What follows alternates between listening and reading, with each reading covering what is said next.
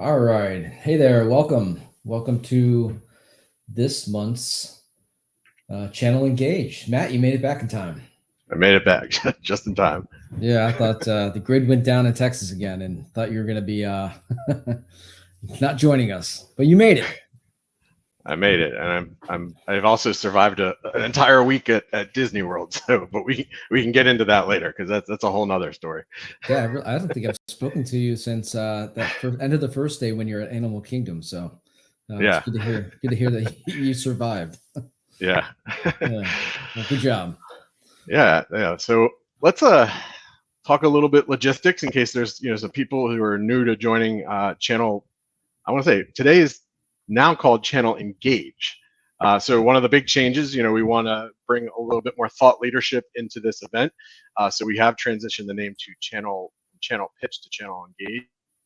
And one of the big parts of that is including a thought leadership panel that I'll talk about a little bit in a couple minutes. But just in general, this is MSP IT service providers, your chance to anonymously influence the channel through your feedback. A couple general, I guess, logistical things. In the moderator chat, you will be chatting only with our producers backstage, Courtney, but there is a public chat for MSPs only. So keep an eye out for any broadcast messages. You're going to have 6 presenting vendors today. Each of them will have 7 minutes each. In between those 6 pitches, we're going to have a 15-minute panel led by Ray Orsini, and Tom Lawrence and Jason Slagle will be the participating thought leaders as well. And that is going to be on the topic of AI, very hot topic. And it's going to be focusing on the opportunities and challenges of incorporating OpenAI in managed services. So that's the engage part that we've added into the monthly events. So hopefully you all enjoy that portion as well. After each presentation, there will be about 2 minutes and 30 seconds where you'll get 6 poll questions, MSPs and IT service providers only. So if you're a vendor and you don't see a poll question, it's not because something's wrong. It's because it's meant for the MSPs and IT service providers. We did bring back, Caitlin and Courtney insisted that we give you some incentives for your feedback and rewards for that feedback, I should say. And it's a $15 Uber Eats gift card. So if you participate in all 6 poll questions or all 6 polls that are of each vendor participating, you will be able to claim that Uber Eats gift card at the very end. Also, at the very, very end, we will have vendor, after all the pitch presentations have taken place, there will be breakout sessions. So you'll be able to go in and engage with the specific vendors that you have questions with, or maybe you want to hear a little bit more information. They're typically open for about 30 to 45 minutes, depending on the breakout session. There's some incentives that you'll hear about from the different vendors for participating in those breakout sessions. And essentially what will happen is your screen will kind of change right at the end from this live broadcast, and you'll see links to the various participating vendors. And I think the last kind of logistical thing, and I know we've mentioned this before, but Channel Program has launched something called Channel Meetings. And they're basically small research groups related to technologies and vendors that are in the channel. And we typically bring on 10 to 12 MSPs to provide their feedback. If anybody's done a focus group, it's going to be kind of have elements of that. So it's your opportunity. We do reward you $100 for your time. So if you're an MSP or IT service provider that would like to participate in that, we're going to put up a poll question. I believe it's a simple yes or no. I should say, if you've already said yes to this question before, you can simply put no on this one now. So if you're new and want to participate in that, just hit yes, and my colleague Robin Miller will be reaching out to you with some survey questions that you need to fill out to participate. I don't know, Kevin. I know that's all the logistics, and it's not super exciting, but anything I missed or anything you want to add there? I was about to say, you done yet? But no, I think you covered it all. Well done. You're back in rare form, which is good to see. Thank you. Or normal form or something like that. Yeah. So. All right. You want to? Should we just start kicking things off? I think we should start kicking things off. Let's bring up our first presenter. This is Ryan Bowman, VP of Solutions Engineering at ThreatLocker. Ryan is an IT and security professional with 20 years of experience as an MSP and IT service provider. He's dedicated to assisting partners in successfully implementing zero trust security solutions to protect organizations from cyber attacks. Thank you, Ryan. Take it away. Yeah, thank you, Kevin and Matt, for having ThreatLocker back again. Glad to be here. So for those of you that aren't that familiar with ThreatLocker, we are a zero trust endpoint security solution. And what that really means is that we implement security through controls. So there are other methods of security, of course. We try to train our end users to not introduce threats into the environment. And we have a lot of detection tools out there that are trying to determine when that happens and to stop that threat from hopefully doing too much damage. And ThreatLocker is going to sit on that control side, where we're putting controls in place to limit what's allowed to happen in our environment, hopefully stopping those attacks before they even start. So what I'm going to do today is go through a little bit about how we do that with the modules, the different modules that we have in providing protection. And I also want to take a few minutes at the end to introduce you to some new things that ThreatLocker has announced that'll be available to you very soon. So the foundation of ThreatLocker really is application allow listing, which is a very simple concept. It says what applications actually need to run in your environment. Let's allow those and just block everything else. So it's easier to identify the known required applications than it is to identify all of the bad ones. Now, we build on top of that with something that we call ring fencing, because once our applications are running, they have access to areas of the system that they probably don't need access to, whether that's other applications, that's data, maybe it's internet access.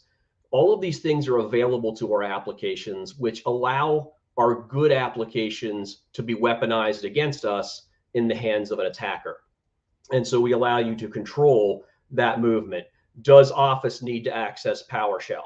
Does PowerShell need access to the internet where it could connect to a command and control server and download that payload? So we allow you to put those restrictions in place and limit that lateral movement that might occur in the environment. Elevation control is simply a privileged access management system, allowing you to give those admin rights when and where it's needed. We know our users shouldn't be admins, but sometimes that causes us some headaches. And so Elevation is really designed around alleviating some of the pain that's associated with that, hopefully getting rid of the last of those admin rights, but providing that, again, just providing that access when and where it's needed. Storage control is all about limiting the access to our data, so that if there is something that's happening in the environment, whether it's an application vulnerability, whether an attacker has gotten a foothold into the environment, if there are limited ways to access our data, there are limited ways then to compromise our data. So not every application that you have on your computer needs access to every piece of data that you have. So just a simple illustration, if you have a QuickBooks database sitting out on a server, the only application that really needs access to that database is QuickBooks. So we allow you to lock that down and say only QuickBooks has the ability to access this data. So any other activity going on in the network wouldn't be able to compromise that. And then finally, network access control is that endpoint firewall, centrally managed, easily locking down those network ports, making sure that people haven't opened up things like 3389 into the network and giving access to places and things they shouldn't have access to. So those are the products that are currently in the ThreatLocker suite. So I want to now go into a couple of the new things that are coming. The first one is the Health Center. And this is just a new dashboard that we're putting in the portal to give you really quick and easy visibility into what's in the environment. Are there some things that maybe should be looked at, maybe aren't as secure as they could be? Do we want to implement some things that might better secure our environment, give you visibility into maybe some potential issues that you weren't otherwise aware of? Now, obviously, I'm going to go through these really quick because we only have a couple of minutes. We'll be happy to show you more of this later. ThreatLocker community, really excited about. We're going to allow all of our customers to really knowledge share with one another. A lot of our customers use similar software. They support customers that use the same types of software. And some of the unique software takes a little bit of configuration. And so if somebody's gone to the work to do that, they can share that with other ThreatLocker partners who may be dealing with the same thing. And of course, then you can benefit from something that somebody else has done as well. And we're going to have ThreatLocker staff contributing to these things as well. So as threats emerge, if we can create some policies, again, to harden your environment around recent threats, we'll provide those resources to the community as well. And you can apply them if they're appropriate into your environment. Now, Configuration Manager is the new name for what was ThirdWall. We acquired ThirdWall back a number of months ago, and integrating their technology, their concepts into the ThreatLocker portal, and with the new name of Configuration Manager. And I just have a couple examples on the screen that you can see. This really allows you, again, to harden the operating system. Things like controlling local administrator accounts, disabling, setting password complexities. And some of the favorites amongst partners out there are limiting access to cloud storage, webmail, social media, those kinds of things that you may not really want people accessing at work all of the time. And also the ability to monitor for ransomware attacks through Canary files and taking action based on that. And then finally, to wrap up, ThreatLocker Ops, we're really excited about giving you the opportunity to alert and take action on events that occur in the environment. So if the threat level reaches a certain threshold, maybe you want to isolate that machine, get that machine off the network so that no further damage can be done. Maybe depending what it is, failed login attempts, you can throw an alert into the health center that I showed you earlier, where you'll get a banner there saying, hey, this occurred. Maybe you want to check that out. And there's a lot of flexibility, a lot of configuration that can be done here. Again, just alerting you of what's happening and either taking automatic action or giving you a notice so that you can take that additional manual action or remediation steps if needed. So I think that's my time. Thank you for listening to me today, and we'll be glad to speak to you in the breakout room later. Awesome. Great job, Ryan. Thank you. Yeah, like double alarms going off over there, huh? I had my I have my clock going off on my cell phone. Your backup. Yeah. That chime is a little loud, but no, that's great, and it's awesome to see how they've evolved over the last couple of years. I mean, it's just the complexity there with ThreatLocker. So well done. Well done. And so the polls should be up. Again, the 6 qualitative questions for you to give your direct feedback to the MSPs anonymously. The 6th question is your opportunity. If maybe you want a product demo or you want some more information, it's your opportunity to have them reach out to you. All right, so Kevin, I thought we'd actually start with something completely not related to the channel, which is my trip to Disney World, because that was an adventure in itself. I haven't been to Disney World probably in 20 years.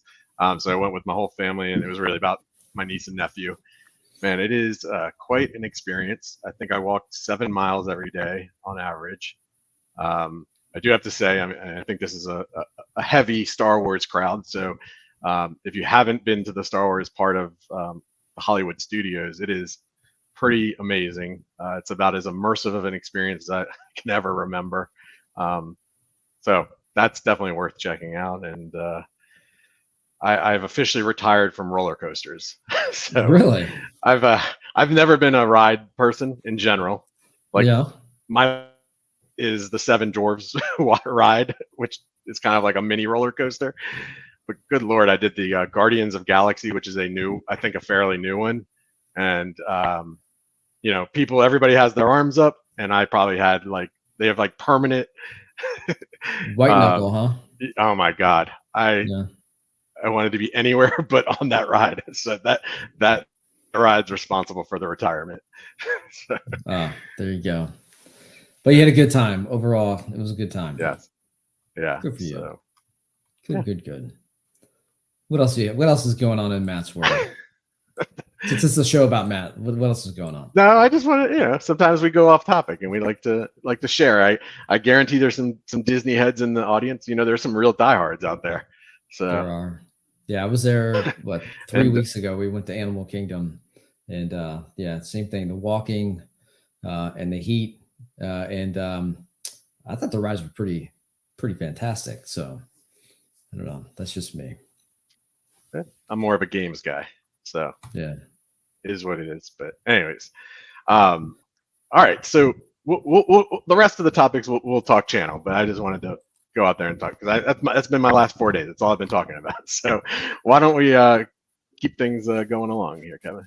Yes, please. Let's do that. All right. Our next presenter presenting, it says pitching, but presenting is Daniel Cooley, National Channel Manager for 1111 Systems. Daniel facilitates a young professional sales marketing peer group and has spent 7 years in the industry. He's an avid sneakerhead and is a father to be, soon to be. So welcome, Daniel. Yeah, thanks, guys. I appreciate it. Let me go ahead and share this here.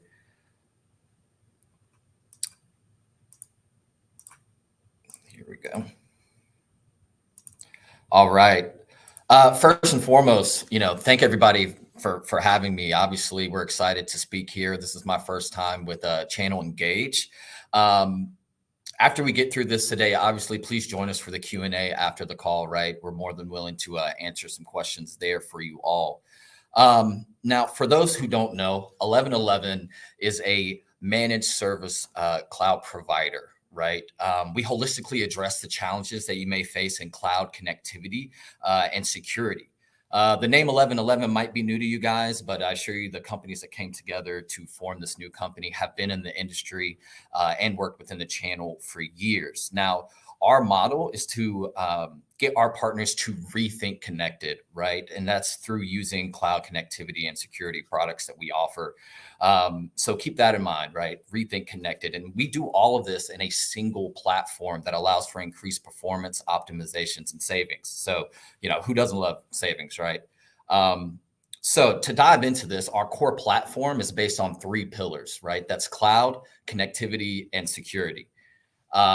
So we have VMware-based cloud hosting that's easily scaled based on your client's needs. We offer object storage if you're looking to simplify long-term retention or replace tape backups or archives. We have a few different backup and disaster recovery products utilizing Veeam, Cohesity, and Zerto. And on the security side of things, we offer managed firewalls via Fortinet, EDR and SIEM, and continuous risk scanning as well. And all of that is backed by our 24/7 SOC. We actually have multiple SOCs in the US and overseas. And really what that allows you to do is not have to go out and hire people to run your own SOC and build that out. You can rely on us for that. And then we also provide best-in-class connectivity services as well. But the best part about this, as I mentioned earlier, is that it's all managed from one place, right? You're behind one single pane of glass, and you get to manage all these things from that. So that's super important. Now, as we dive into this, you're probably wondering why 1111. How are you different than some of the other vendors out there? And the first thing I want to point out is that when it comes to a product, there's no silver bullet, right? There's not some silver bullet product that's going to increase your monthly recurring revenue just because of the product, right? It takes more than that. It takes having a vendor that's going to work with you to actively solution sell and build out this platform for your business and to your clients, right? So the first thing that's probably on everybody's mind is cost, right? So we are very cost competitive in the market compared to some of the hyperscalers. We understand that being able to add your margin and create that monthly recurring revenue is important to your growth. And we typically see our partners getting anywhere from 30 to 50 points, depending on the local market you're in. So not bad, right? The other thing is that support is included, right? At no additional cost. You may see kind of a tiered support of support from other hyperscaler models where you're having to pay more for more or better support. That's just not the way we do things, right? And our support team is 24/7, 365. Obviously your clients could be in multiple different verticals. They can be open 24 hours, 7 days a week. So we want to provide an adequate support to go along with these products to support your client base. Now, I'm a little bit biased, but this is my favorite piece, right? The sales and marketing enablement. again, we don't want to be just another vendor. We want to be a true partner. So our goal is to help your business succeed by supporting your sales and marketing efforts. We offer training or classes for your sales team. We have a ton of marketing resources, whether that's collateral or MDF funds that our partners can tap into. We'll help host events with you like lunch and learns and things of that nature. But the goal is to help your team effectively solution sell, right? Because at the end of the day, if you're not successful at bringing these products to your client, we're not going to be successful either. Now, last and definitely not least is our pre and post sales engineering, right? So we have a great team of sales executives and sales engineer that are going to help you map out each opportunity and project. And we'll be the first to tell you, like, hey, we don't think this is best business practice, or this is something we can't do, right? We never want to be in a position where we're pushing you to be in a bad position with your client. And then on the back end, we have a great team that'll work hand in hand with you to execute any planning, implementation, and service delivery. So those are some of the big reasons that we're a little bit different than some of the other people out there. Now, obviously, guys, I've thrown a lot at you at once. It's hard to highlight everything in 7 minutes. But again, we'd love for you to join the Q&A session once we get off of here. We obviously have some incentives here for you to jump on. But if you have any questions or concerns or thoughts, please join us. And again, I appreciate it. Thank you all. Excellent. Thank you so much, Daniel.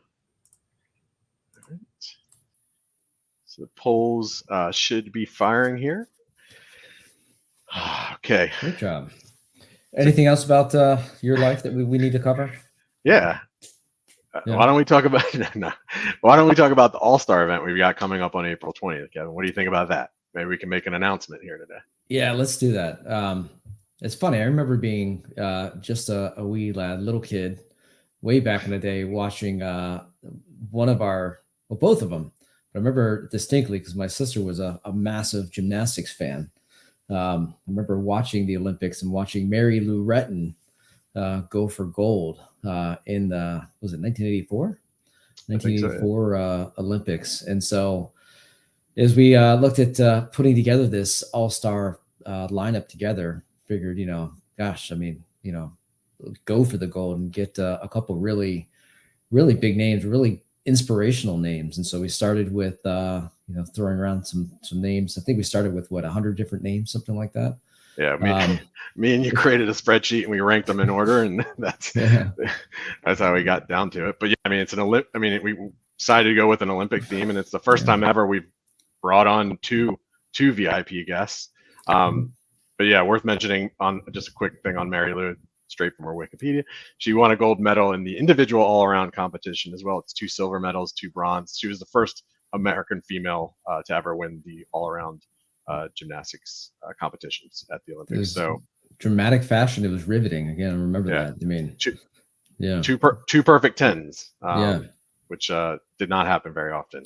No. Do you want to say the other amazing individual that we have? I will, because for those who don't know, I was an actual track and field athlete myself. Let's hear about your minute mile. Come on, go ahead. 4:37, but my best was the half mile, 1:58. But we're not here to talk about me. Are you sure? A little bit, but we've got Carl Lewis, who I can't imagine. Most of you should absolutely know him. There's a couple of younger people who may not, but he has won 9 Olympic gold medals, including 10 World Championship medals. Some pretty incredible stats. For one, he qualified for 4 different Olympics. He won a gold in 4 different Olympics, which only has happened 6 times in Olympic history. This one's the most incredible, though. In the long jump, he won 10 straight years without losing the long jump. He's 65 straight comps, which is mind-blowing, on top of being the fastest person on planet Earth in that period of time. So just amazing. On the next go around, Kevin, I'll show an image of all the people speaking, because it's not just about the VIP speakers. We'll come back to that, but I think if you have any closing thoughts, or if you want to just kind of get on to the next speaker, we can do that as well. Let's jump right into this. I'm looking forward to this one. So our third vendor to present at Channel Engage, thank you, is Tim Dugan. CEO of Clip Training. Co-founding cliptraining.com began with delivering software education in a usable format to the masses. His experience supporting and managing a wide variety of organizations led to a learning platform that directly empowers end users and delivers on its promise of simplifying the provisioning burden. So with that, welcome. Well, Kevin, if I knew that you're going to read my bio, I probably would have edited what ChatGPT gave me a little better, but I guess it did a pretty good job. Thanks for that. So I'm here to talk about Clip Training MSP Plus. And as was mentioned, I'm Tim, the co-founder of Clip Training. We're going to get a chance to just really give you a glimpse of what Clip Training, the power of the platform that we have is. But we really hope that you'll join us for the breakout session and then schedule a one-on-one demo. Really see all of what this platform can do for you all. One of the unique highlights of it is, of course, we're a 100% partner channel. So all of the features we show you today, your customers can only access by going through you, the MSP. But the unique part is that we will handle the onboarding. So the provisioning to your customers, our customer success team will address with you and for you. So there's no heavy lift for you to get involved in as you sign up with Clip Training. So what is it? Well, Clip Training is a value add platform for MSPs. Really, it's a platform that addresses some of the challenges that you face. We know that as you're working with new prospects, you want to differentiate your service offering. And our partners tell us that this becomes an easily understood value that you can discuss with your prospects. The other thing we think about is your current service contracts. We know that we understand that you are evaluating the performance of those contracts regularly.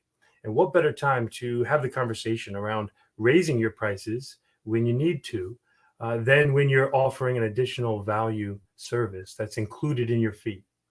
And the other part about sticky relationships is really important, defending the customers you have. And it goes well with the last one there, the project revenue, because there'll be some immediate benefits that your customers will gain by having this platform in front of them. But as they dive into the full features and you help them to do that, that's where you're able to see some real good opportunities around project revenue. So how do we accomplish those things? Well, that's where we're going to look at some of the features of the Clip Training platform. We're just going to cover about 4 of the highlights here that we'll go through. The first one is addressing the gap in Microsoft 365 training. We know Microsoft continues to change the user experience, so there is a support dilemma that's created, and we address that. We also have cybersecurity awareness training. That's an extensive library, but we go beyond just the training itself being available to help drive your customers to be safe by promoting cybersecurity vigilance. And we do that with a monthly relevant topic, a video that they can watch with just a small time commitment that keeps top of mind how the end user is involved in securing their organization. The next one is really exciting because it's a brand new feature in our platform, the Compliance Policy Management Engine. This is going to be released in the coming weeks, and all of our current partners will automatically receive access and use of this platform. It's included in the subscription price.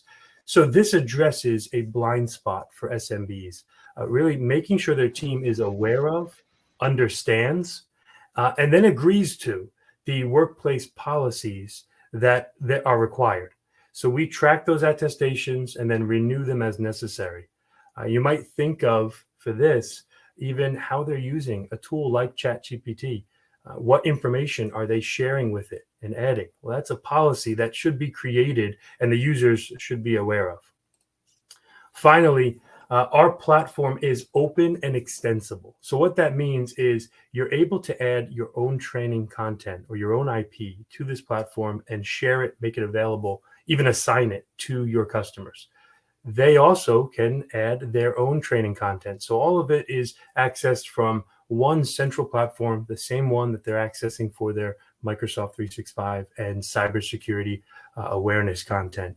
That makes it a really powerful part of the service offering that you're bringing to them. Now, we mentioned that we create customer stickiness for you as the MSP, and part of the way we do that is either co-branding or white labeling. So the look and feel, the logo they see, even the colors are going to be representing your brand. And that's important to continue. How is it priced? Well, the final part of this is that we use a subscription model that is one single price for you, the MSP, and then you have access to provide this platform to all of your customer accounts. And that's a key way that they're going to benefit from this. They get the immediate use of the training content that we provide, and you can begin to help them take advantage of the full features where you can drive project revenue. Again, a really vital part of being a profitable MSP. Well, we want to take some time to invite you to our breakout session room. We really hope we can drive through this entire program with you in a one-on-one session. We'll sign you up to join or to win a really cool mug. Maybe I should say hot mug because it never gets cold. So please join us in the breakout room, and we'll schedule a one-on-one session for you. And thank you for the time that you've given us to share clip training with you today. Thank you very much, Tim. Appreciate your time. All right, so those poll questions should be triggering right now again, because I know we've had people coming in and out. The only people that will be receiving the poll questions are the MSPs and IT service providers, and we are rewarding you for your efforts today. If you do fill out all the polls and stick throughout the to the end of the event, you'll be able to claim a $15 Uber Eats gift card. So, Kevin, should I share the other presenters that are going to be part of the All-Star event? Does that work? I think you should. All right, let me just find my screen here. All right, so again, it's like we said, it's not just about the VIP that we have, Carl Lewis and Mary Lou Retton, which will be our two VIP All-Star speakers. But we've got kind of a who's who of the industry. We're going to have 4 thought leadership panels, and we've got some great moderators, and Robin Miller, Kelly McKillen, Kathleen Martin, Alex Corson, who will be again moderating the 4 different thought leadership panels. We've got a couple keynotes, but again, it's all about really thought leadership. This is a pretty security heavy group of individuals. I think 3 out of the 4 panels will probably have some focus on security. So I think Courtney backstage is going to be sharing the link so that you can RSVP for the event. And yeah, so please sign up April 20th. Yes, please sign up. Well, we still have some time to kill, but kind of this is going to be our first Channel Engage panel that'll be coming up. Again, Ray Arsini will be the moderator, along with Jason Slagle and Tom Lawrence, both MSP owners, and really have all established themselves in this MSP industry as people who are, go-to speakers, go-to thought leaders in the space. They've been on many different panels and part of various MSP groups. So I think a lot of the audience will probably know most of them, but AI, Kevin, this is the topic of what really where everybody's talking about right now. So I think it's a rather timely panel. Yes, it's very timely. And so, yeah, and I'm looking forward to this chat because you got 3, great minds come together to talk through this. And so this will be very, very interesting. Yep. So this will be a 15-minute panel, and then we're going to come back and hear the final 3 presentations. So I'm going to bring Ray, Tom, and Jason up here. And I think Ray will tell you, I've told him this is his panel. I have no editorial content over it, so control over it. So go ahead, Ray. I appreciate that, Matt. Yeah, Matt was very clear. He was like, do whatever you guys want to do. And I said, I don't know if that's a great idea, but let's see. But what's up, guys? How you doing today? I'm good. I like your title, Tom. Right. Well, and that kind of goes right into the AI topic of like supervision, right? And we'll get into that. I just want to introduce real quick Jason Slagle, president of CNWR MSP. Tom Lawrence, also CEO of his MSP, Lawrence Systems, and famous, depending on how you look at it, YouTuber, depending on what vendor we're talking about this week. How you doing, gentlemen? Good. Cool, No cool. complaints. So I want to jump into it because we don't have a whole lot of time. AI, everybody's been talking about it. A lot of vendors are rushing to implement it. I think it's a lot of, it pulls me back to Jurassic Park, right? They were so quick to think if they could, not wondering if they should. So I think this is the first time anywhere publicly MSPs are weighing in saying, this is a good idea, this is a bad idea, this is the order I want things. So what I want to do is I want to go through some scenarios and hear good and bad use cases. I want to get the opinion of the MSPs, right? Of like what we're really trying to do. I'll start off with a curveball, I'll start off with an easy one, a softball. Chatbots, website, maybe in your PSA, chatbots. Does AI have a place in there? Tom, I'll let you start. Oh, I don't. You're muted.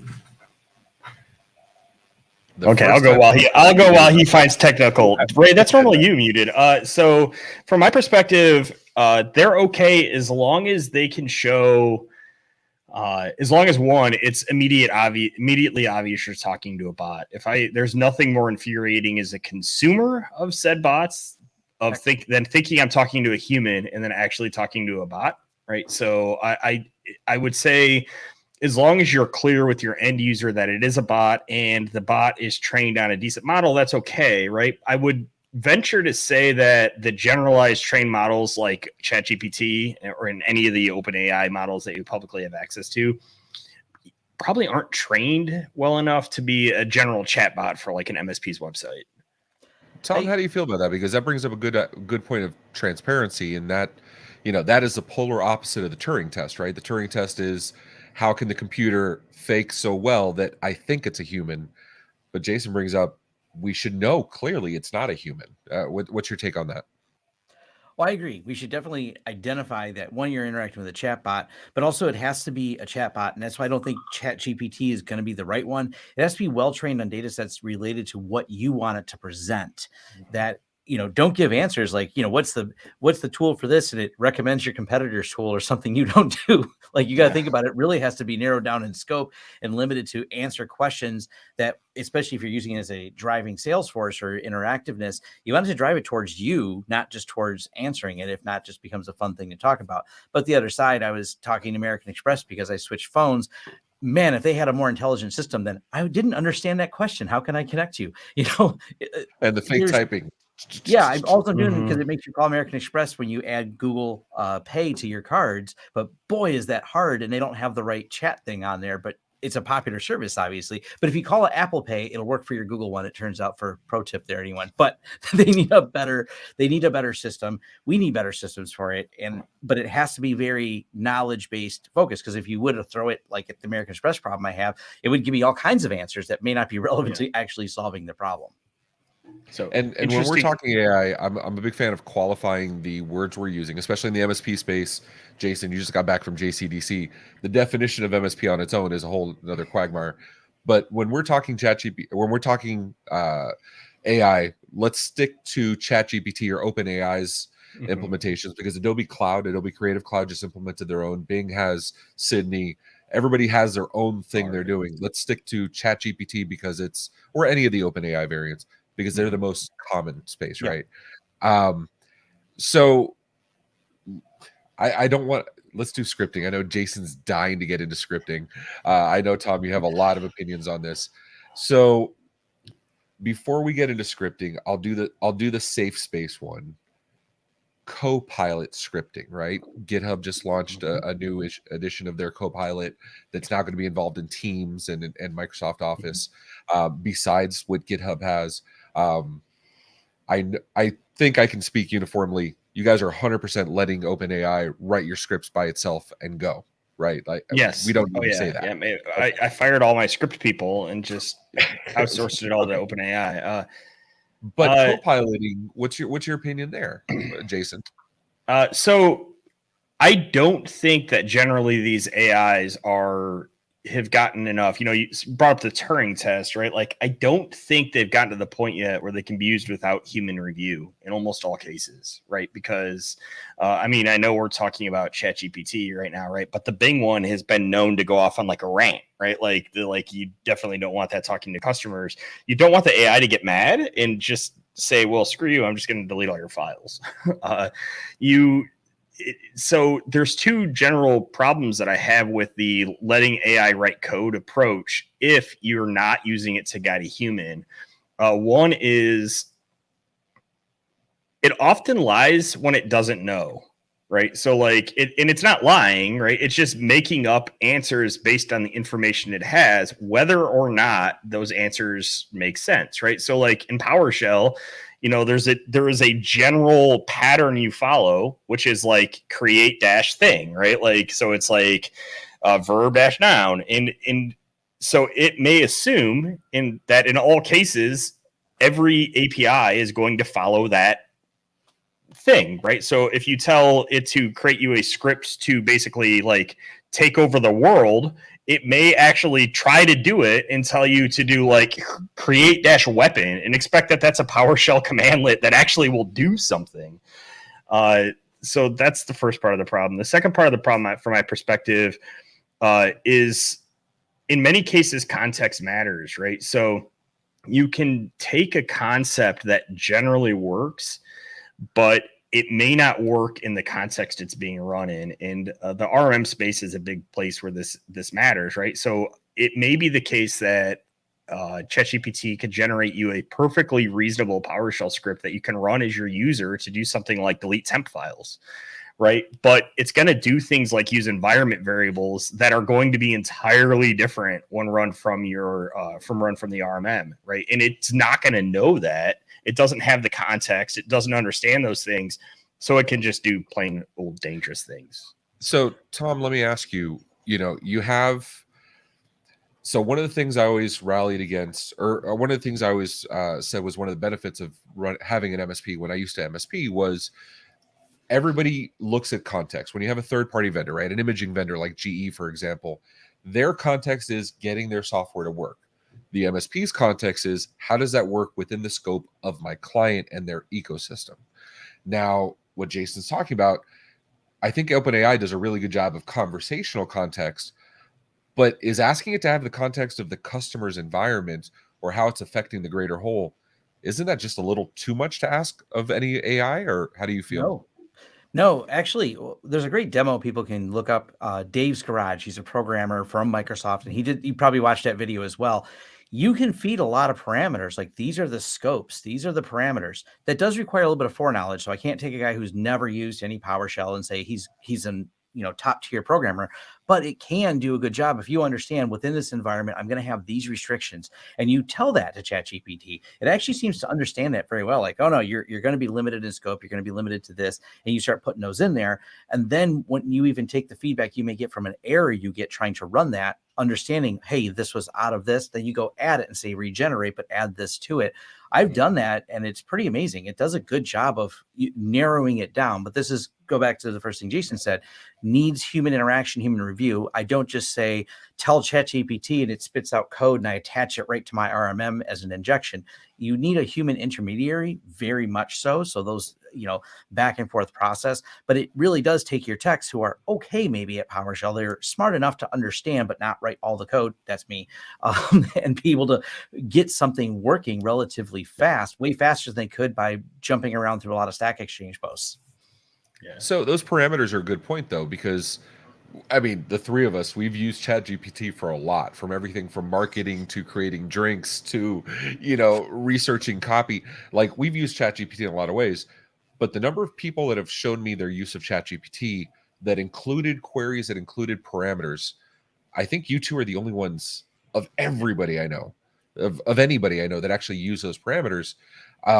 So Jason, going back to you, right? PowerShell, noun, verb, but PowerShell has Microsoft has their docs on which verbs you should use, right? They're very clear on these. It's like 20 or 30 or whatever. Kelvin, or correct me. But, it means somebody knowledgeable, somebody that's read the documentation should be doing the PowerShell.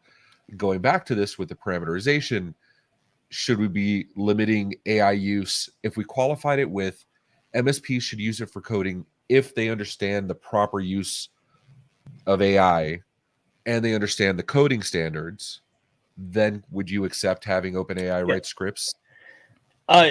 Still wouldn't accept it writing scripts in carte blanche, right? Like I am 100% for the IntelliCode Copilot use case, right? Like I'm 100% for it helping write scripts, right? And going along that, but you run into a number of problems, right? Like one of the problems you run into in defining those parameters, you hit the token limit really quickly. And the token limit is like the number of things you can actually feed into a given ChatGPT prompt.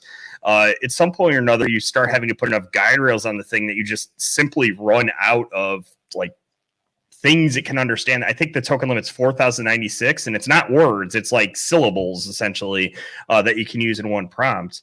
When you're doing things like Copilot and other things like that, where you can use some of that external context to guide you, like I'm stuck here. What commandlet might be helpful, right? Like complete this loop for me. Like, oh, I want to take that result above and loop through it, like for all things, right? Like it's very good at things like that, but it really does need that context. All right, so I'm going to close because we're just under 5 minutes. So I want to make sure we have time for a third topic. I think we're in agreement. AI should be used. Yes, no, maybe sometimes with oversight, possibly. But if that's not confusing enough. But the last one, and this is actually one of the ones I'm probably most excited about. Tom, you just did a video and I'm not going to name vendors. Anybody can go back and look at the vendors, even though everybody's involved publicly, so it's safe. But you did a video of something that popped up. One tool caught it, one tool didn't, how it should have been caught, blah, blah. This is where I think AI could really shine, going through troves of data and looking for the diamond in there. Do you think OpenAI could have helped here, like going through these kind of logs and that kind of thing? I think so. I think provided you gave it the right input parameters and didn't hit some limits, which I know they got upped again in ChatGPT 4, which I'm on now. But yeah, that's a big challenge always is you have these massive data sets we're able to collect, and narrowing that down to the actionable intelligence can be a little bit tricky. It is even harder to train the technicians of how did I spot something or how did I see something. That's always my thing. It's cool that Tom knows it, but yeah, how do I take that knowledge? And Jason, I know is struggling with the same thing all the time. How do I take that knowledge and make another me with it? And ChatGPT might be a good intermediary for that, where it can help people sort through that data. It's a really hard challenge, though, because the best pattern recognition system exists is still right here. We just see patterns better, and we're always trying to mimic it, but it's not as easy as it sounds. All right, guys. Nope. Now Ray's muted. You mute. Of course, I had to be at least once. All right, I'm going to put you on the spot. I didn't prepare you for this, but we have PSAs, we have RMMs, we have chat tools. We have a bunch of stuff trying to implement ChatGPT for MSPs. Jason, if you could put ChatGPT in one of your tools for its most effective use today, what tool would that be? You PSA, hands down. It has to be a vendor. You think PSA? PSA, hands down. 100%. Okay. Tom? Same answer. Yeah, I agree with him. Just being able to automate where everything is and make sure it's all in sync with each other. Like from the Linux world, I find that easier. When I get outside the Linux world, I'm like, why is everything so disconnected? It just feels like it can connect everything really, really well and give me that answer I want across all of the data I have. Yeah, I can't agree with you more. They're not a sponsor of channel program, so I don't want to say them out loud, but if you want to hit me up, hit any of us up privately. I've seen some awesome PSA demos where taking all the conversation back and forth with the client, between the tech and the client, and then the AI took all the relevant parts out and made the time entry by itself with the relevant notes, and it did a really good job. Yeah, things like that are awesome. Yeah, I love that. Anything else? Jason, how are you? ChatGPT 4 came out less than a week ago. How are you staying on top of this, since you guys are the ones using it with the parameters and with its finding out the edges of it and what you could possibly do today? What do you think? How can people learn that kind of knowledge? There's a couple. I actually started by reading a couple like pretty good books. You can check Amazon. So people have smashed up books already. There's a GitHub repo that's got a lot of good prompts in it that we'll see if we can get into link in the show notes or something. And it's a good starting spot to get your mind around how to do it. Awesome. Well, Tom, same question.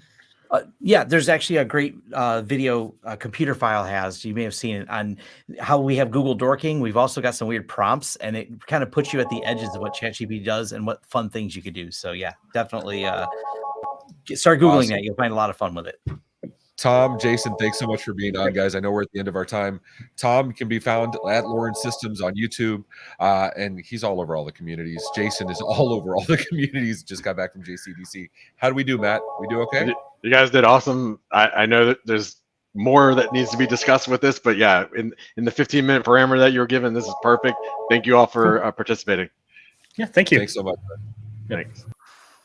All right, so Great discussion. yeah, and we had the privilege of seeing all those folks at CompTIA 2 weeks ago, I guess now.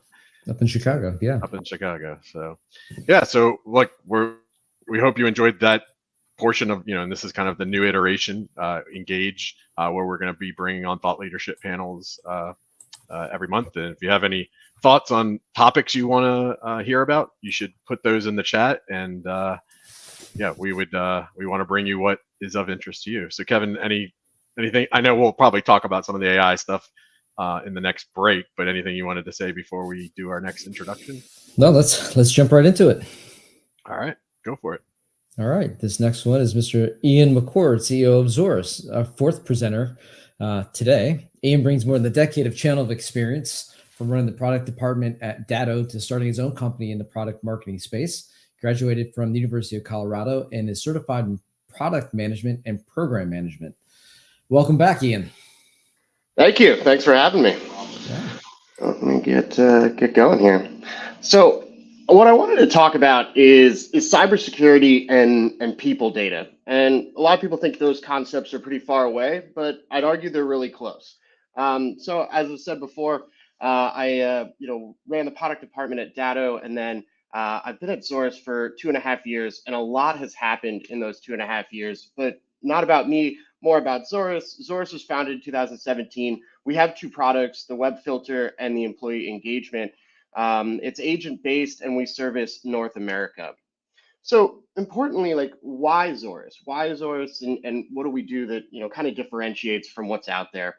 And we have a device-based web filtering, and it's just so much easier to configure, and there's a lot more data that you can get from it. And when we talk about data, we talk about people data, and people data is really kind of understanding how do employees use the architecture that the managed service provider has built for clients. So how the client's employees are interacting with that architecture. And that's a really, really important factor in understanding how effective the architecture is, the apps that they've built, and the different environments that these employees are interacting with. And it's also really proactive on a security level, because if you think about the behaviors that you're able to see over time, if you see erratic behavior, that can be a cybersecurity risk. And the fact that you've got that behavior analysis with the content filter means that you can actually create sort of this adaptive internet experience. And that's what we're looking to build and continue to build, is being able to say, tighten up the content filter based on behaviors that you're actually witnessing in real time. And finally, our company is completely channel built, and I'll get into kind of what that really means. But when we talk about this people data, a lot of people think about productivity monitoring, and they get this big brother kind of negative bias in their head. But it's really not about that. It's about the architecture. It's about the environment that these MSPs have created, and what the ultimately the business owner and the decision maker wants to know is, hey, is this effective? You installed all these apps. You've got me using all these different cloud programs. You've got me doing a whole bunch of different things. And at the QBR, really what you want to explain to them is that it's working or it's not working, and here's what we're going to be doing about it. And so having the data of what the users are doing is really important when you're trying to make an analysis of, hey, is your IT infrastructure effective? at, helping their business become more successful. And that includes SaaS app awareness, and also gets, MSPs more involved in the project work of moving and installing different apps, SaaS apps. I think that there's right now a bit of a disconnect between the managed service provider market and SaaS applications. I think that, there's some shadow IT going on when, you've got clients that are buying apps and not even notifying the MSP. And that's A, a cybersecurity risk, and B, it's just sort of, a part of the architecture that's just not being involved with the managed service provider. And you already know when something goes wrong, that the client's going to call the MSP and say, hey, what's going on? And you don't want to answer that phone and be like, I didn't even know you had that app. Like, that's just a terrible interaction between MSP and client. And finally, I really think it is the future of proactive workplace management. Right now, it's so reactive. When an employee doesn't know how to use a SaaS app, they have to raise their hand. And, there's so much frustration that happens before that time of them raising the hand. And imagine if the managed service provider can say, hey, you've got one employee that's spending 10 times longer in this HR app, which they should not really need to be spending much time in. Let's do some training. Let's, help this person so that they can do, more of their job more effectively. Channel built is a concept, around saying, hey, we're not just, selling through the channel, but we're actually involving the channel in how we build our products. And something that, we take a lot of pride in is that we actually have an open roadmap. We do roadmap sessions with our partners and even with prospects to just say, hey, when we're building this people data engagement product, we want to do it in the right way. And we want to take feedback and provide transparency into the development process, because it's important that the managed service provider knows what we're doing so that they can effectively communicate with the client. If there's a problem, at least having some answers, and when is it going to get fixed, what's happening, what's going on. I think that's just extremely important, because, our partners are essentially, putting their name and reputation behind the products that we are building. And so they need to have transparency into that process and make it as collaborative as possible. And this is really where the breakout room, I always like, we had success last time we did this. I want to do the same exact thing, is, hey, give me your input, honest feedback of what's important, and how, an engagement product and content filtering, how they work together, and how you could see this being effective for you, or, or not, and sort of why. I think that's really the most effective use of the time. It's not a salesy thing. It's about a collaboration there. On the pricing side, so we're per endpoint, 100 seat minimum. We've got a free trial period. We do have NFR licenses available, no contracts. We also offer contract buyouts, because we know a lot of our competitors are big into contracts and locking people in for a long period of time, which is not necessarily the most ethical thing in my mind, but that's obviously a personal opinion. And then Bose headphone giveaway. And if you can't make it to the breakout room, if you have any questions, just email sales@zorustech.com, or you can email me directly, and I'll route you. I'm McCord@zorustech.com. So thank you, and appreciate the time. It's always a pleasure to be here. Thank you very much, Ian. We appreciate it. And yeah, the polls will be going up now. But as Ian mentioned, those breakouts are a really unique opportunity. We get a lot of CEOs, including Ian, that attend, that may not always be at every event. So it's a really cool opportunity to ask direct questions to some of the owners of those businesses. Awesome. All right, Kevin. So I haven't let you speak very much this event, so I figured I'd give you the stage. You sure about that? All right. Well, thanks, Matt. Thanks for being so inclined and polite. Now, as you're filling out these polls, one of the got a big announcement on Monday. One of the things that we're doing with the platform, we've kind of let it out here and there through social and some other activities. But one thing we're doing on Monday is we're launching a unified PRM for the channel. So we have right now about a dozen vendors participating. So we've got the likes of Mail Protector, Blackpoint, SaaS Alerts, Vanahai, QuickPass, MSP Easy Tools, and a whole bunch of others here, Solutions Granted. And the benefit to the channel is that now you're able to access all of your enablement materials, training materials, support materials from all of your favorite vendors in one single pane of glass. I know everyone hates using that term, But this is, I think, going to be pretty kick butt for the channel.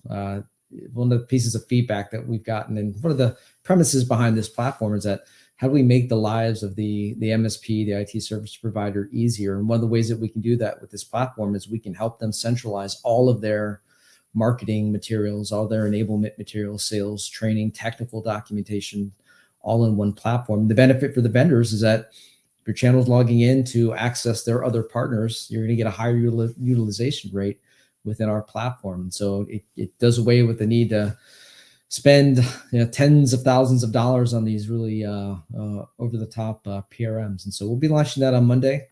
Stay tuned for that. That's going to be pretty big. I think we've got the first dozen or so, and then about 15 or 20 shortly thereafter. So this is going to be pretty revolutionary for this industry. So we're excited about that. Yeah, and I think in the next break, I'll talk a little bit about, as an MSP, really what value this brings to you and your enablement, because I think it's really important to kind of hammer home a couple of the other things specific to the MSP that matters, and how it's going to kind of revolutionize how you work with vendors. But Kevin, I think, for the purposes of the event, we can keep things moving along. Yes, we have another CEO on the call here. Our fifth presenter is Victor Lopez, CEO and founder of FlexPoint. Victor started his career as an attorney working on complex financial transactions before quickly realizing that a career in law would be too limiting, and has now spent 10 years in the financial services industry. So with that, welcome, Victor. Oh, we got to hit the mute here. Unmute you. Are you still muted?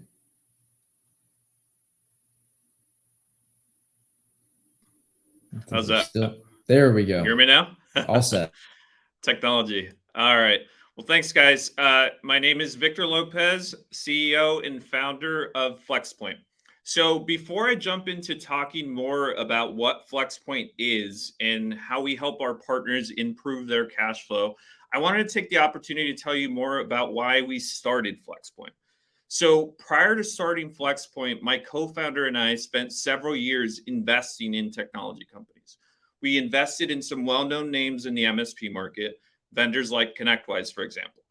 And throughout our time as investors in the MSP market, we spent years learning about how MSP owners run their business and saw a massive need in the market.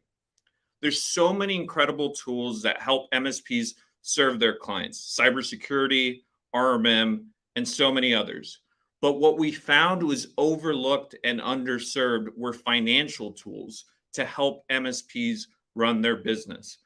And so at FlexPoint, we're all about providing our MSP partners with flexibility at the point of sale.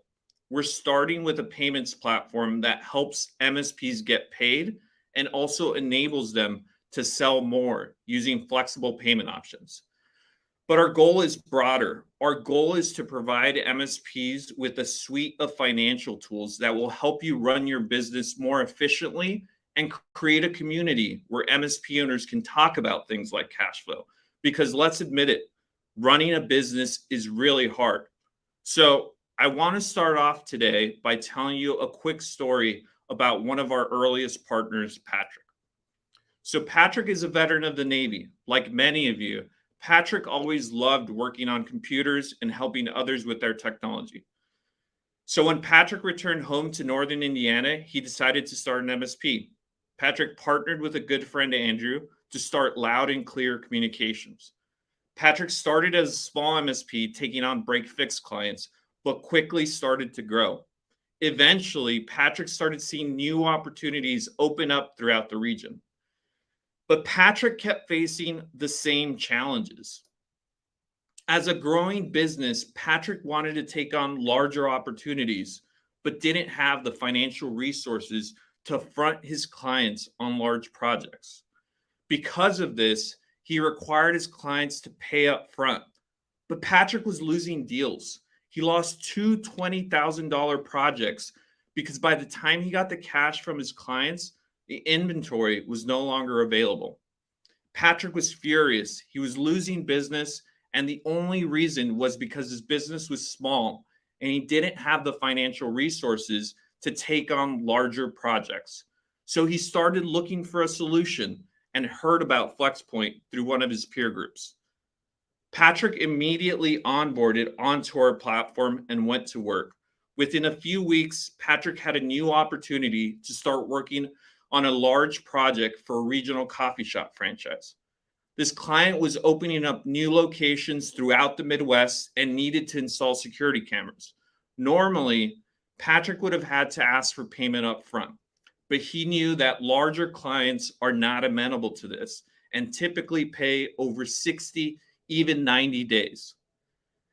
And that's where FlexPoint came in. With FlexPoint, Patrick was able to instantly offer his client a new flexible payment option.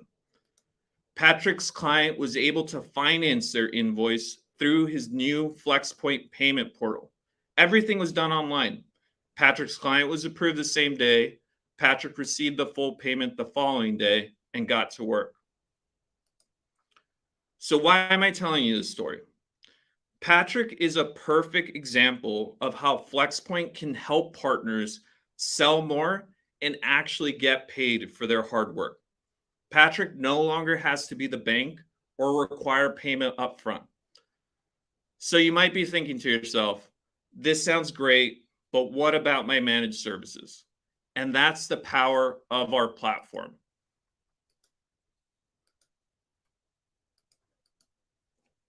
Not only does FlexPoint give your clients a new flexible payment option, but we also automate your entire payments process. After joining FlexPoint, Patrick has been able to completely automate his payments process. 2022 was Patrick's best year yet, with sales at an all-time high. And this year, he's on track to do even better. Patrick's cash flow has never been better. He's put all of his clients on auto pay, eliminated hours of time spent invoicing, and has even been able to hire a new employee to keep up with the growing business needs. So if you want to learn more about how FlexPoint can increase your cash flow and automate your entire payments process, don't wait. Join Patrick, join the rest of our partners by using this link to book a demo or join us in the breakout room. Thanks so much, guys. Really glad to be here today. Awesome. Thank you very much, Victor. All right. So the polls should be kicking off right now. So Kevin, just in the spirit of AI, I asked ChatGPT why a PRM that brings together all the vendors in one place for the MSPs, how that would benefit them. And it pointed out 4 areas: improved efficiency, enhanced collaboration, better vendor management, and increased customer satisfaction. And I think one of the things around collaboration, I think that's important, is I don't know if it's jumps off the page as much as it should, because it really is, well, it does, but I want people to understand it, which is the chat functionality. I've been in all the MSP forums for the last couple of years, and most of the discrepancies or things that upset an MSP usually has to do with a lack of communication from vendors. I actually did a poll at 100 MSPs respond, and it said, what's your number one pain point with vendors? And 36% said communication. And there's just never been a platform where you could go in, directly chat with all of your vendors in one place. So just that capability and that the ability to actually know who to communicate with. If somebody sent a chat to me, for example, and I'm not the right person, I'll be able to transfer the chat to the correct person. So I just think it's really important that we make sure that everybody understands the value on that chat functionality, because I think it's a real game changer for our industry. Yeah, look, from the vendor perspective, right? I've owned the MSP and a vendor, but from the vendor perspective, with Ideation, as we were scaling that platform, we would do product releases, and then inevitably we go out to, Reddit or just Facebook, and people would be questioning the product and say, why don't you have this? And say, look, we announced this a month ago. And so if this is a way that we can streamline that communication so vendors can chat with their entire channel, and the channel can chat with their entire vendor portfolio, all of their vendors in one platform, not all these disparate platforms. And so we're really trying to make the collaboration within this marketplace that much better. And it's comes from experience of both, running a services company for the last 20 years and, being on the technology side. So we're just trying to do our part to make this industry that much more efficient. So, yeah. And look, some of the power lies with you yourself. You can ask these vendors to participate to make your lives easier. So we can do this together. I mean, it's a big undertaking. We need your help. We're here to support the efforts, and make sure the vendors that are in your line card are participating to make your lives easier. All right, so Kevin, I think we are ready for our final presenter, and just to kind of lay out the rest of the day, we'll have our final presenter. There'll be the final poll question. and he froze. Look at that. The Texas power grid. One will be, There he goes. I left for a second. Yep. There will be final two questions. One will be if you want to take advantage of the Uber Eats gift card. And then the second one will be who you thought delivered the best presentation or pitch today. And then we will kind of we'll do our final commentary, say our goodbyes, and then you'll be able to go into all the breakouts. And I will recap after this final presentation all the different incentives the different people or different vendors are including for their breakouts. All right, so Kevin, why don't you take it away?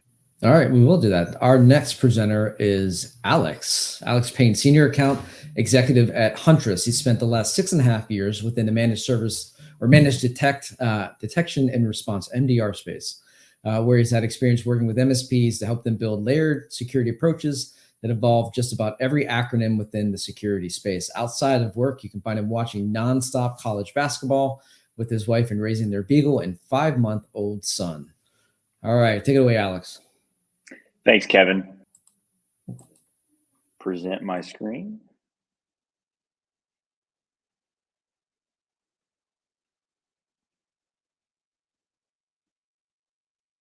Awesome.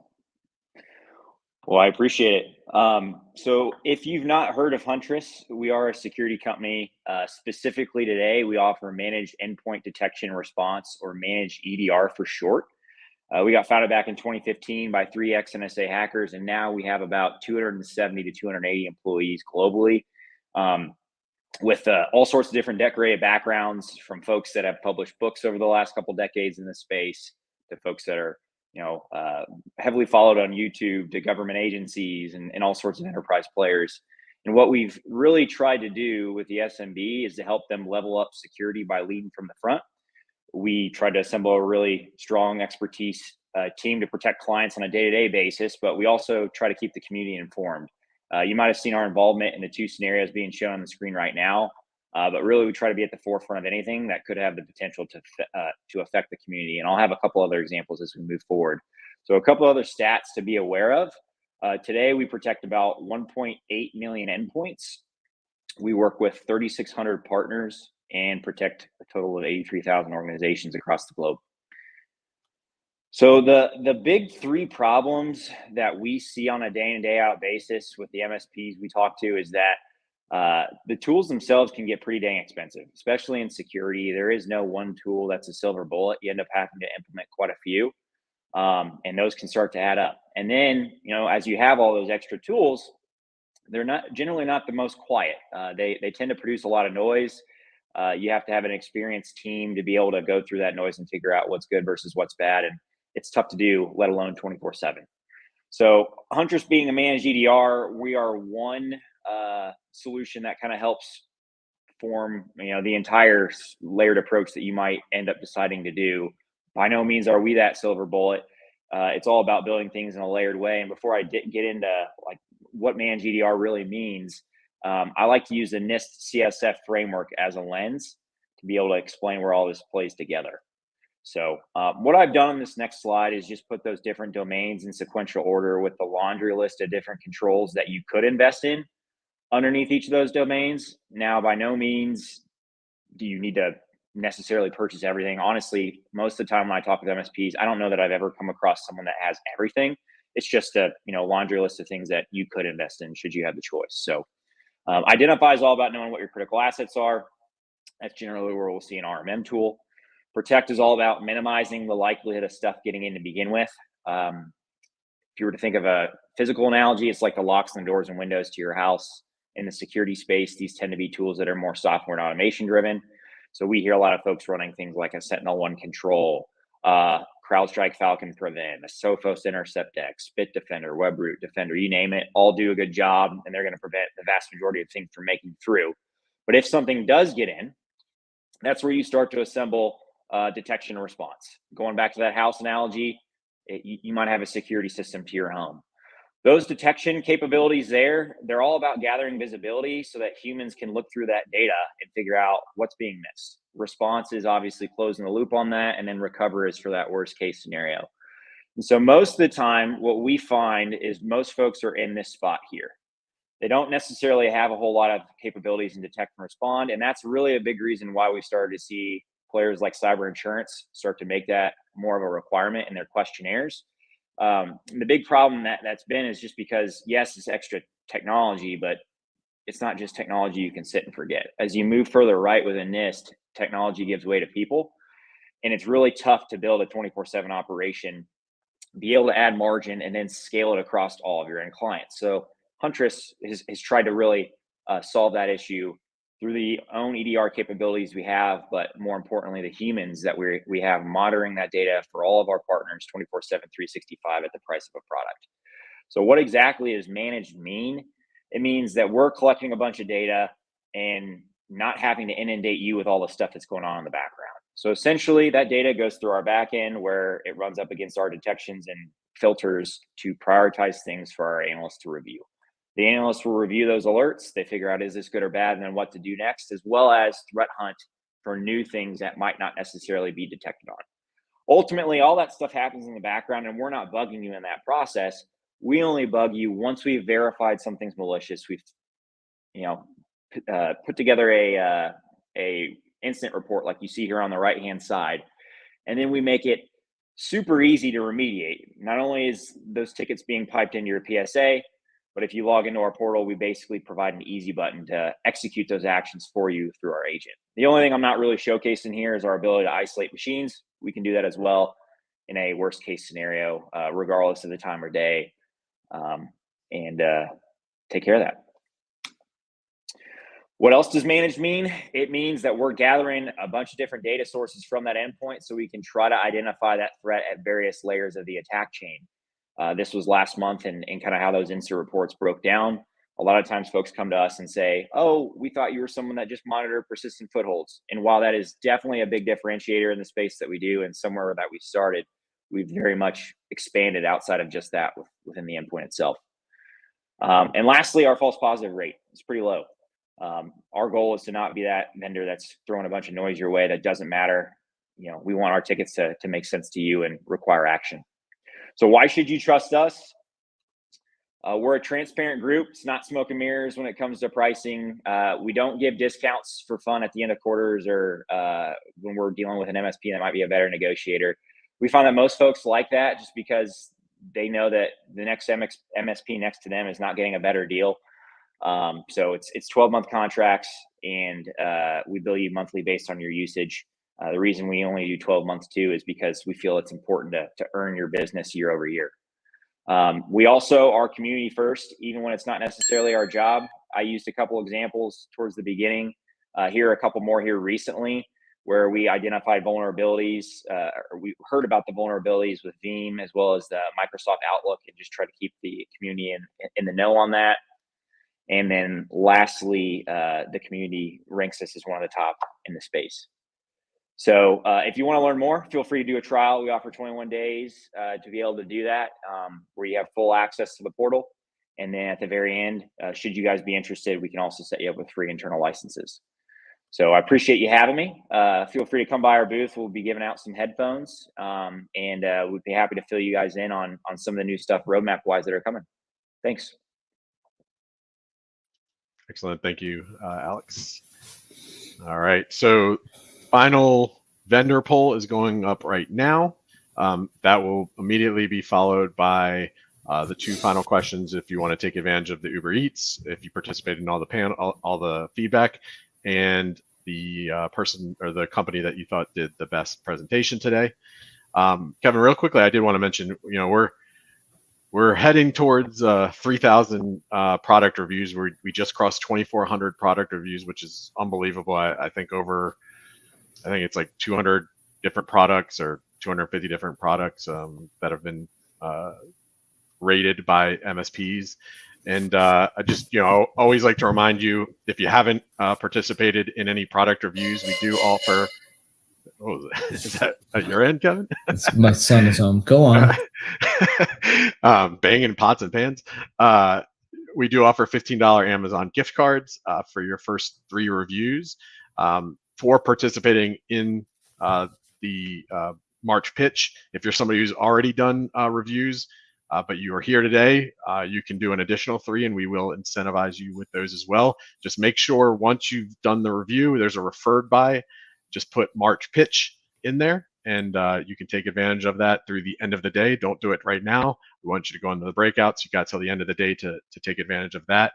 I do want to mention with the breakouts, you can go into multiple ones, and there's some incentives that are being included as well. I'll read those off real quick. 1111 Systems, a $25 Amazon gift card for the first 10 people to join our breakout, and anyone who requests a follow-up meeting will be entered to win an Apple Watch. Clip Training, register in our breakout for a chance to win a temperature-controlled smart mug by Ember. Zorus, join our breakout and request a demo for a chance to win Bose noise-canceling headphones. FlexPoint is going to be giving away a $100 Amazon gift card during their breakout to kind of one single winner. And then Huntress Breakout Room, also a Bose Quiet Comfort 45 headphones as well. So some pretty cool prizes there. Kevin, any final thoughts on the day? I thought it seems like we're getting some pretty great feedback from the crowd. I think everybody enjoyed the new format with the panel. Yeah, I think the format's great. I think there's a ton of chatter out there on the public chat, which is great. So yeah, job well done to all. All right, so I think those awards polls are up right now, and I'm going to throw out a thing for people in the chat.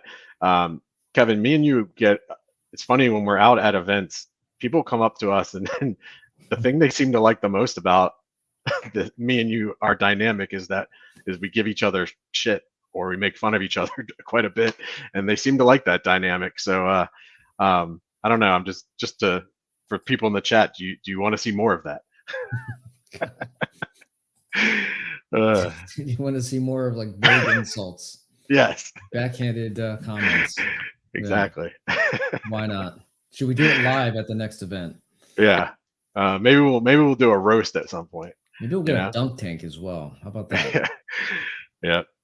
All right. So I think, Kevin, we've probably given people enough time to fill out those final polls, and yeah. So make sure you sign up for our next event next month, next pitch or next Channel Engage, I should say, and also our April 20th Channel All Stars event.